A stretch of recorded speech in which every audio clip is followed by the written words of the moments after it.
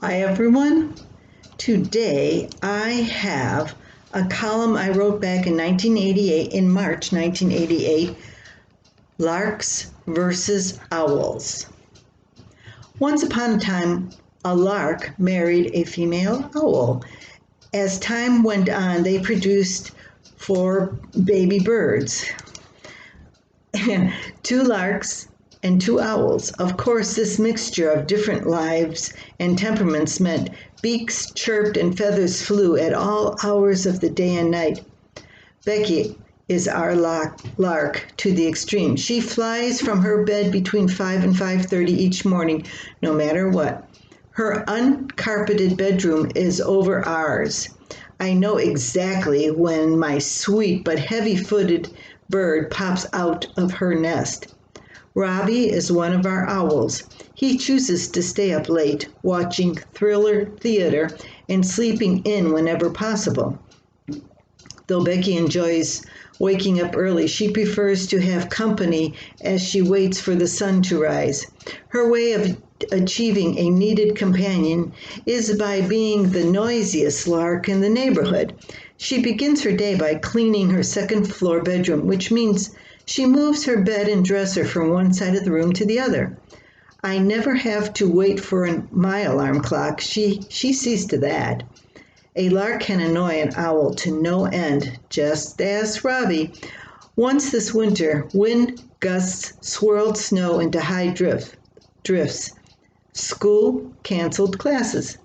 Becky, of course, heard the first news broadcast at 6 a.m. Before I could stop her, she ran up the stairs, heralding the news. No school today! A volley of screams echoed over my head as reality sunk through Robbie's sleep-controlled mind. If his sister had kept her big mouth shut, he could have slept in maybe until noon.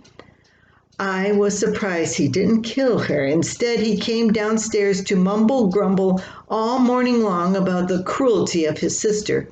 I couldn't wait for the snowstorm to end so I could send them both to school again. The owl inside Robbie isn't beyond tormenting Becky once in a while, especially when she wants to go to bed at her regular hour on weekends. Only babies go to sleep at 8:30 on Saturday night. Becky's a baby, a baby, a baby.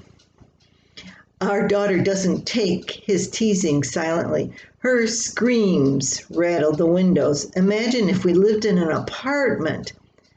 The owl in me used to stay up late and enjoy the quiet after our talkative toddlers went to bed. Now I'm too old and too tired to stay up past Robbie's bedtime. One day, I converted myself into a not completely happy lark. During those semi-beautiful mornings, I woke up early to an hour of peace where I could breathe and think before the children woke up for school. I had to give that up after a month. The owl in me got headaches. Having Becky and Robbie on both ends of the spectrum has left me in a quandary. I can't love one over the other because one is an owl and the other is a lark. I can only hope I survive long enough for them to fly to make nests of their own. Yes, that was always a problem. I made them decide what times they would use our one bathroom. We only had one bathroom.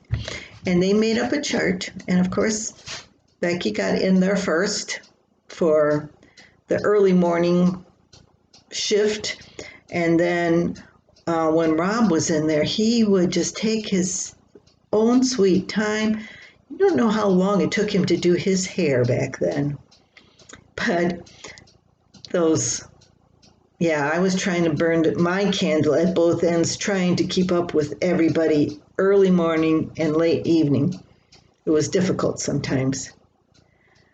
But now it seems like everybody wants to go to bed early. I don't have a lot of owls in the family anymore. Not at this point. Unless those teenage grandsons of mine are. I hope you have a great day and come back again for another of my columns from the files, words in my pocket. Until then.